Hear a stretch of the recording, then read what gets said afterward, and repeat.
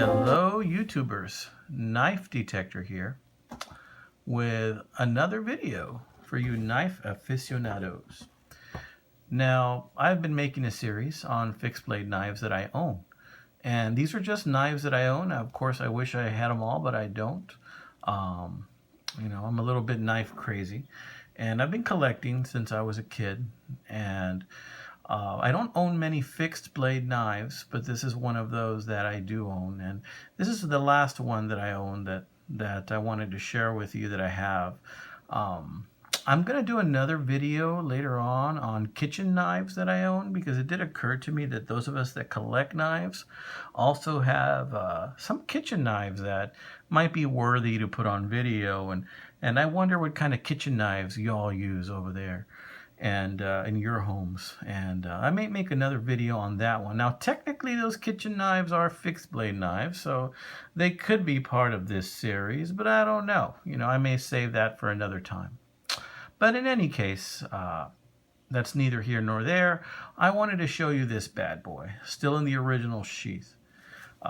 What we have here today, guys, is a knife that I've made a previous video about, although not this particular knife. I refurbished in another video a knife, and I made a video on it, but I've since sold that one. And I've owned this is the third one of these types of knives that I've owned. When I got this knife, it was very rough, guys. It was very rough. It had some deep gouges in the blade, so I had to do a lot of grinding on this blade to get it to where it looks right now. A lot of grinding and polishing. And there are many of you out there that can tell what type of knife this is just by looking at this blade right here. Of course, this is a Cattaraugus 225Q quartermaster military knife, right? When I got this, it had some deep gouges here, so I did have to do a lot of work. I didn't like taking a lot of the blade off. I don't like taking metal off, and I know a lot of guys cringe because they want to keep these as original as they can, but realistically, I knew this was never going to be a museum piece or a safe queen. This is going to be something that I might pull out and use every now and then. So because of that, I wanted to make it look usable. Of course, it has the original leather handle. There was some separation in that leather handle, me trying to keep it as original as I could. I just wrapped around some sinew rope that I use whenever I sew some leather together, and I try and make some sheaths, and I wrapped around that sinew rope kind of like to make these a little bit tighter. I know I could have also tapped this, reground that, and to try and make it a little tighter, but I didn't want to mess with that very much. It's functional as it is, and feels good in the hand. It still has the original leather wrap on it. I haven't done too much customization on it other than that, just to clean it up a little bit. And it's still got some rust over here close to where it says Cattaraugus 225Q.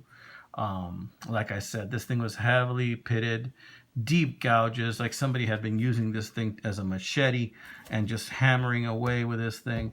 It also had a deep gouge here on the spine, which I tried to ground that out. So this thing was not in the best of shape. But I did do a little bit of polishing, or say a lot of polishing, and some sharpening to try and get this to where it was. Because this thing looked like it had been thrown around by some kid in the backyard. It looked like it was in rough shape. But now it's something that you can carry, and it's a good conversation piece, and it's a good usable knife with a good edge.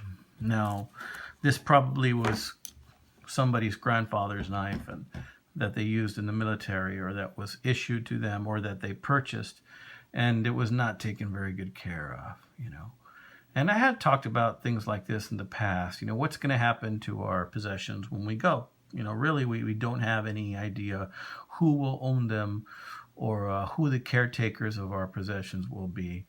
And I wonder about these things. And because of that, I like to treat the things that I get with as much respect as I possibly can. And when something like this enters my home, I always try and if it's in need of repair, and make it a little bit better than it was. The sheath, which I believe is the original sheath that came with it, is in decent shape. It did have a tear right here where I would normally put a rivet. So I didn't want to mess with it too badly. I just put some adhesive, try and get it back to where it was, only because if I were to take that rivet off and put that in there, the leather's too fragile really to sew. I didn't want to mess with that, so I just went ahead and left it as is, put a little bit of adhesive just to keep it usable, right? So I do believe, though, that possessions were made to be used, of course, in a manner that's respectful and appropriate, you know.